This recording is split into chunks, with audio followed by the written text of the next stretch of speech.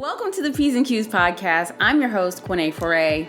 I'm living my best life, and I want to help you live your best life too. This episode is brought to us by The Good Shit Company. At The Good Shit Co., we make an herbal cleanse that detoxifies your body while aligning your chakras. Check us out at www.thegoodshitco.com to get your herbal cleanse or click the link in the description. So, on today's episode, we're going to be talking about my journey into plant medicine and how it's really helped me discover more and more about who I truly am and where I truly came from and all the things that we forget when we come into this human existence. And I'm super excited to get on this topic, but first, 3 fun facts. Number 1, my favorite holiday is Thanksgiving. And that's because it's all about gratitude, being thankful for all the things we have without the pressure of presents and gifts that I feel like Christmas comes with. Number 2, top of my bucket list of places I want to go in the world. I have this burning desire to go to Ghana.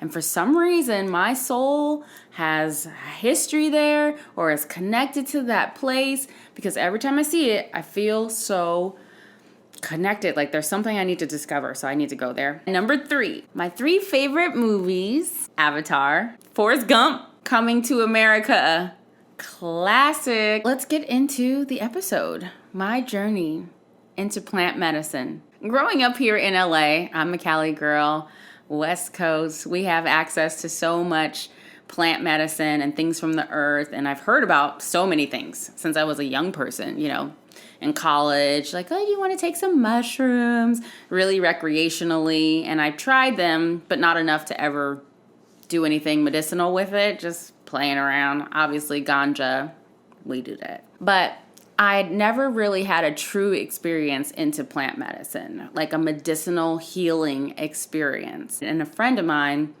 in 2018 started talking to me about ayahuasca.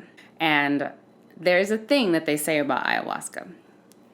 The saying is that when she calls you, Pachamama, Mother Earth, all those different words you want to use, you will hear her. And every person has their specific soul's calling. It's not for everybody, just like anything in the world. It ain't for everybody, but she may call you, and you will get the choice to answer that call.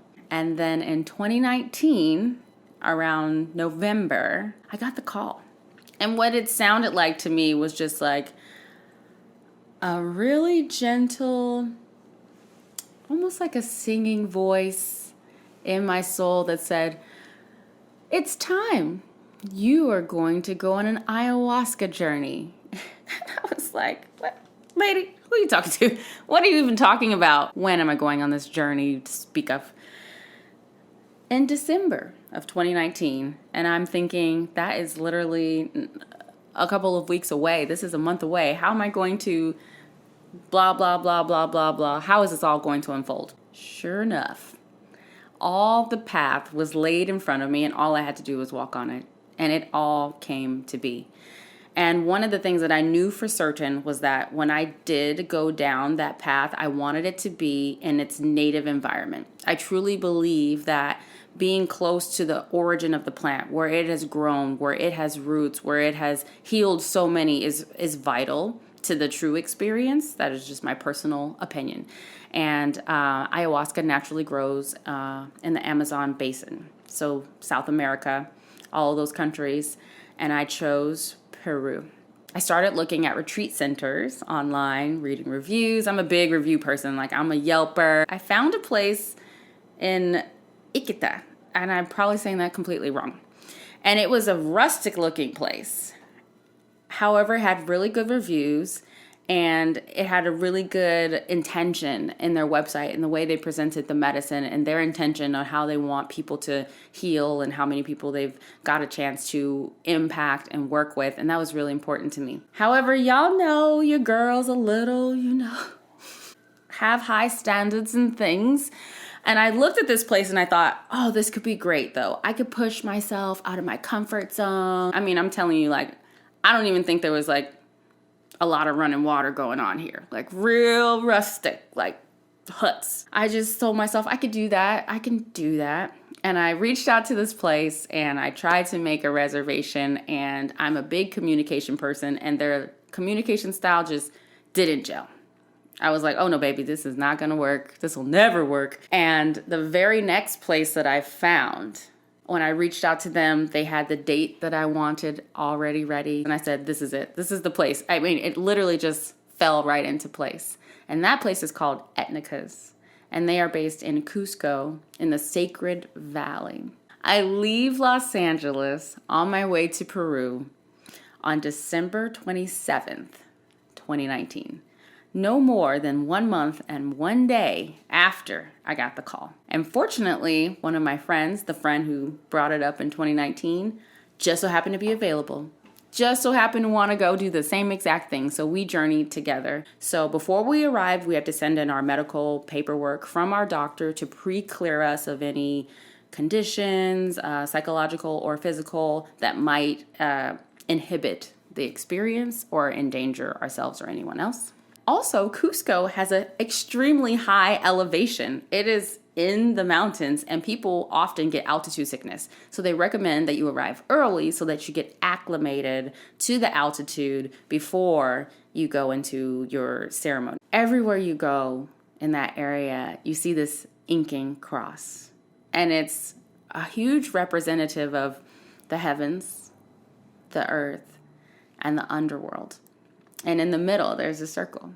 And that circle stands for universal love, universal consciousness, the connectedness of all of us. And everywhere you go, you see this symbol as a reminder of the love that connects us all. Such a beautiful reminder of how connected we all are. Something I really want to state how important it is to prepare yourself for a journey like this, mentally, physically, and spiritually. And I've seen people who came into this and I've heard of people also going into ceremonies similarly without having taken the time to really set their intentions and set the foundation in themselves to be prepared to receive. You need to be a vessel that is clean and clear so that you may receive the messages that are for you. So the 2 weeks prior to actually leaving, I stopped taking any types of medication, stopped eating animal products. I mostly stayed vegetarian, vegan. I would eat high quality organic eggs if I needed to, but I mostly ate green vegetables, fruits, and grains. So to prepare for this ayahuasca ceremony, there's a process, and it's called the dieta. And one of the reasons why the dieta is so important is because there are so many things that we eat and consume that would directly impact your ayahuasca experience, because the ayahuasca root is an MAO inhibitor, which is a word that I'm not even going to try to pronounce. What it does is it prevents the breakdown of tyramine. What that means is that if your body's not able to break down the tyramine, it could build up in toxicity and cause headaches, amongst other uncomfortable things. Your mental health and your spiritual health are also really critical. So for those people who are suffering from depression and anxiety, in the removal of some of the things you ingest, they will likely ask you to stop taking your SSIDs or any antipsychotic medicine so that your body can be clean and pure of any pharmaceuticals. It was really important for me to make sure that I was taking care of my mental health. I took a lot of time to meditate, to let go of anything that didn't serve me, to set my intentions on what I wanted to receive out of this journey.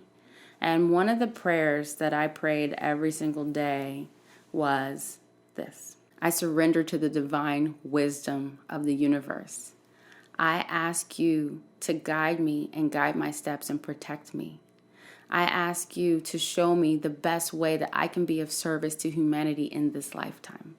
And that is something I asked for in all of my pre-work. Once I got to the retreat center, it was a continued prayer of mine. Please continue to show me how I can best serve humanity in this lifetime. That is my prayer. Before I left in December, I was playing poker on a live stream on Live at the Bike. It was a ladies' holiday special, and I met this beautiful, beautiful goddess. And I told her about the journey I was about to go on, and she asked me for my address and sent me a book.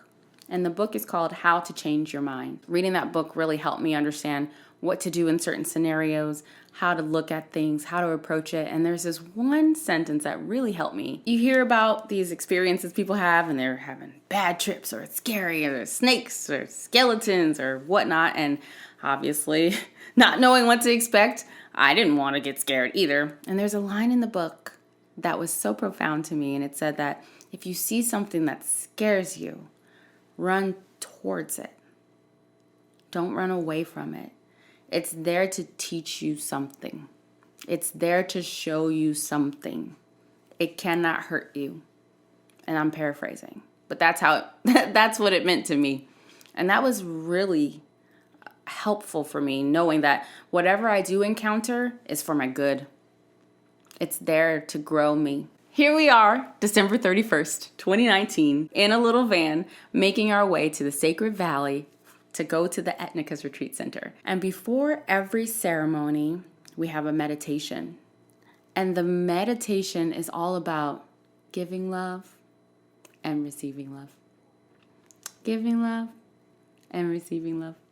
The night falls, and around 7 p.m., we start our journey. We make our way into the Maloka. The shaman is there. The priestess is there. There's a nurse there, an assistant, and another assistant. And we sit around the shaman on the ground, and he does a prayer for us, and he proceeds to pour the dosage of ayahuasca into these clear glasses for each person. So you can see that the glasses are in the position of the person near the shaman, but in the order of the people.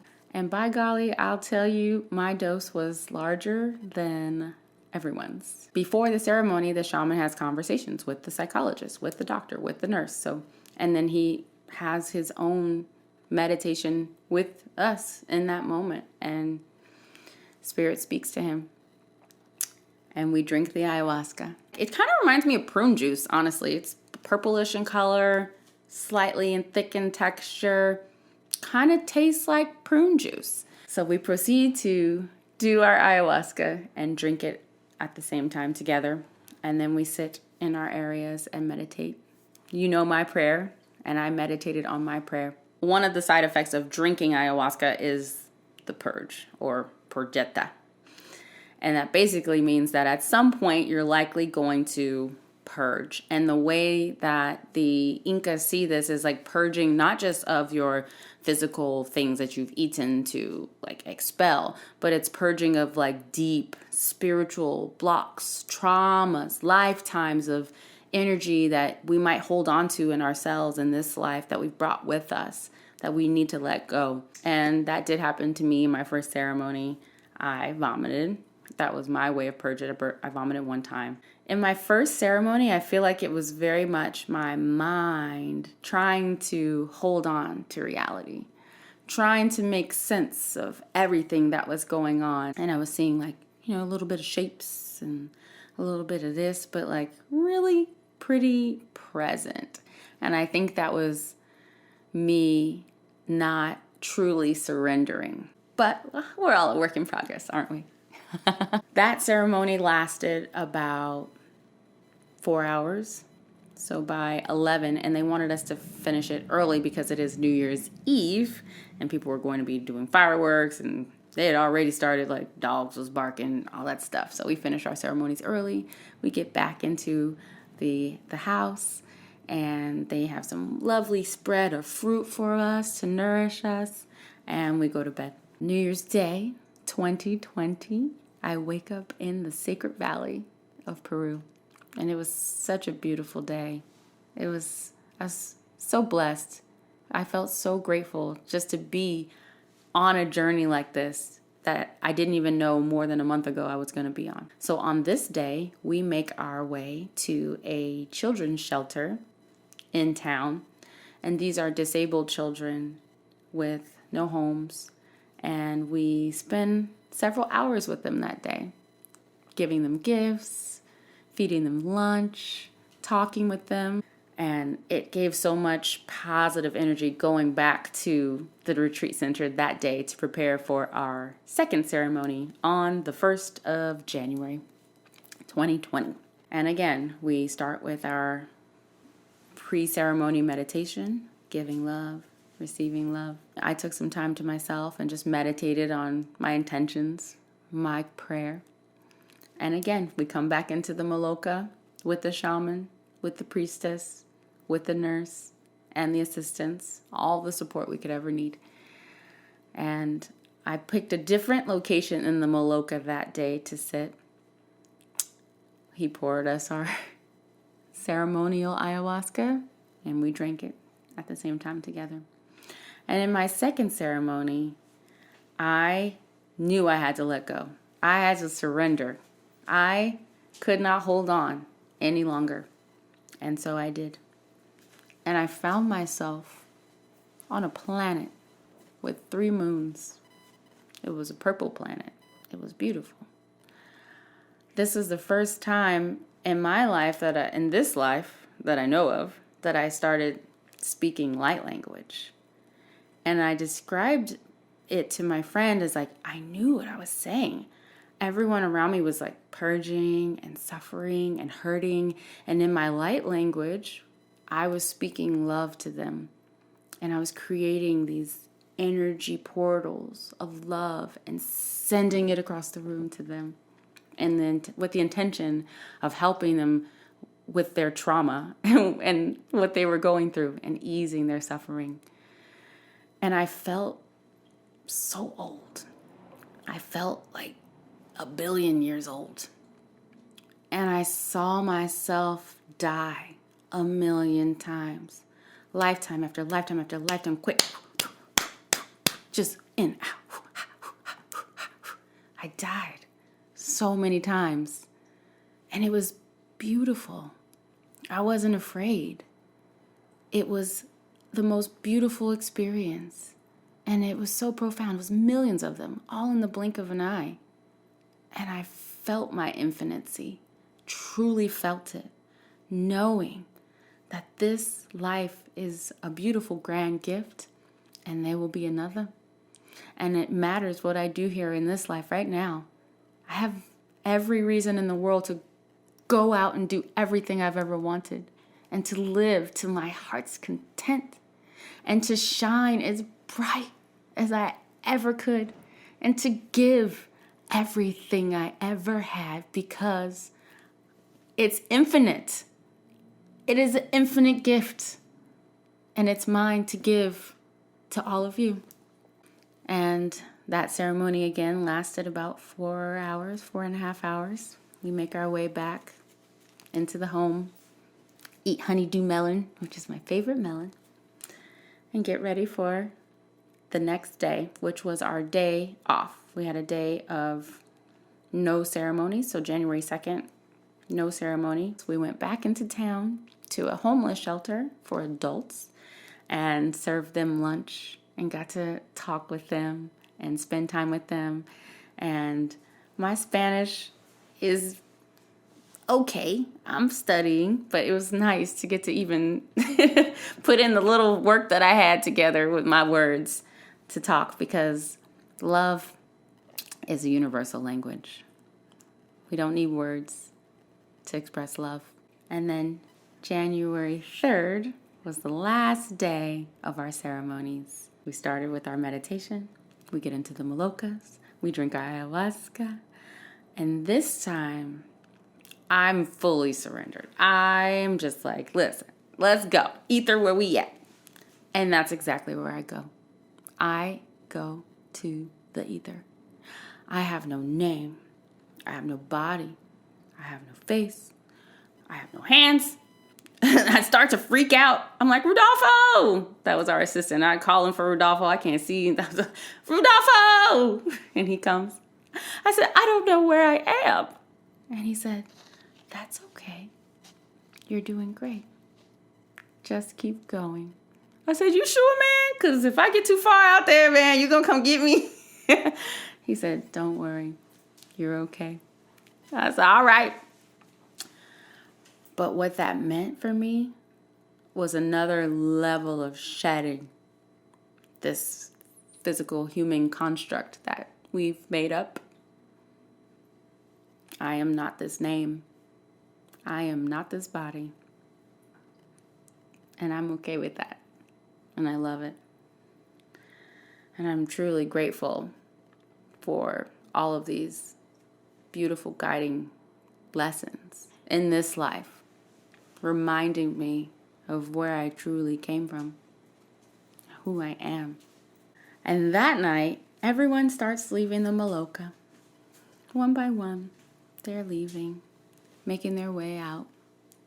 And I'm still in the ether. Like, I am pretty gone. I'm the last one to leave. And I get back in the house and everyone's already asleep. And I sit on the couch and I just eat some fruits and try to come back to earth. I had really gone kind of far away from my body. And finally, around 4 a.m, I make myself go and get in the bed. And I make myself lay in the bed. And I look on my window curtain, and there's a giant moth. It's about this big. Like, yeah, the size of my hand. Huge, huge, beautiful moth. And I stared at that moth all night until the sun came up, and I talked to the moth. And it helped ground me because I was still just, I talked to Rodolfo about my experience, and he said that those moths are known as spirit guides. And that moth must have been there to help protect me and to help me. And I truly felt that way. And I picked up the moth and we hung out for the rest of the day until we had to make our way back into Cusco. Wow, what a powerful experience that was at Etnaca's. I am so grateful for everyone there. They're just such beautiful people with such beautiful intentions. And I thank God for giving me the call. I thank myself for answering the call. I thank my friend for being open to this last minute journey. And I thank God for laying the path so clearly. I pray that when you get the call, if it's the right time for you, that you answer it. And I pray that everything unfolds in its perfect time, like I know that it will. And I'm here. If you have any questions, drop them in the comments. If you have any comments, please share them with us. If you were on that trip with me, you better jump in here because you know you're my family and I love you guys so much. Thank you. Thank you for letting me share this story. It's been a long time coming and I've been wanting to share the details. And I know this is a long episode, but there's so much to tell. I thank you for being here. I love you so much. Thank you guys so much for watching. If you enjoyed this, please subscribe for more content and please be sure to share your experiences with us. I love you.